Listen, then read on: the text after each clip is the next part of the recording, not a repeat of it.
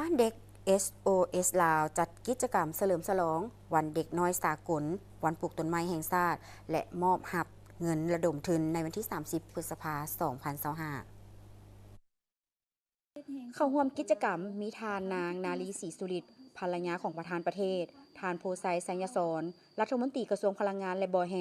พร้อมด้วยพนักงานครูอาจารย์และน้องๆนักเรียนท่านสินสรนครไฮรักษาการผู้อำนวยการโครงการบ้านช่วยเหลือเด็กน้อย SOS ลาวกาวาการจัดกิจกรรมในครั้งนี้เป็นการเฉลิมฉลองวันเด็กน้อยสากลครบรอบ101 ปีวันปลูกต้นไม้แห่งชาติครบรอบ45 ปีพร้อมทั้งเป็นการระดมทุนเพื่อช่วยเหลือเด็กน้อยในบ้านเด็กน้อย SOS ลาวและซึ่งปีนี้จัดเป็นปีที่ 4 ภายหลังได้มีการริเริ่มและได้รับการสนับสนุนจากภาคส่วนต่างๆทางสังคมในการเบิ่งแยงเลี้ยงดูเด็กน้อย SOS ลาวในปี 2024 ทางโครงการได้จัดการระดมทุนในรูปแบบจัดกองบุญเพื่ออุทิศถึงดวงวิญญาณของทานเฮลมุตกูตินอดีตประธานกิตติมศักดิ์ขององค์การบ้านช่วยเหลือเด็กน้อย SOS สากลและในปี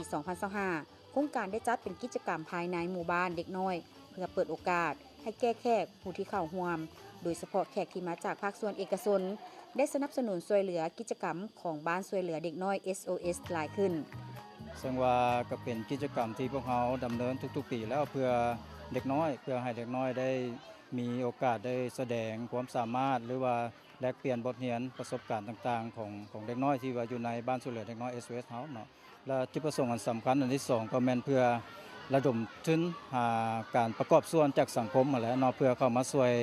ในการพัฒนาเวียกงานเลี้ยงดูของบ้านช่วยเหลือเด็กน้อย SOS ของพวกเขา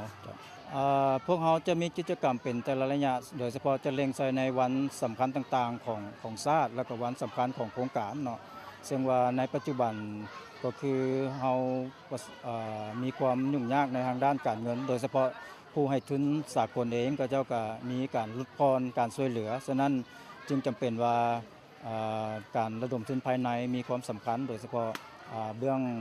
สังคมรัฐบาลต้องได้เข้ามามีส่วนร่วมในเวียกงานตัวนี้เจ้า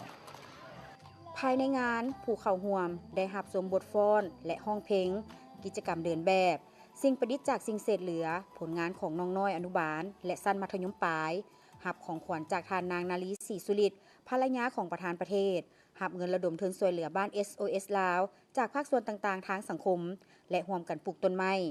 การเฉลิมฉลองวันดังกล่าวยังเป็นการโฆษณาปลุกจิตสำนึกให้ครอบครัว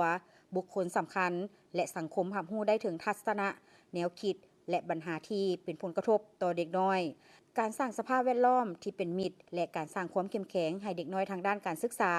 การรักษาสุขภาพโภชนาการสุขอนามัยข้อมูลข่าวสารและการปกป้องเด็กจากทุกรูปแบบของความรุนแรงและการกระทำอื่นๆที่ส่งผลกระทบต่อเด็กน้อยทางกงและทางอ้อมเพื่อรับประกันให้เด็กน้อยทุกคนมีอนาคตสดใสมีชีวิตที่มีคุณภาพและมีคุณค่าต่อสังคมและประเทศชาติ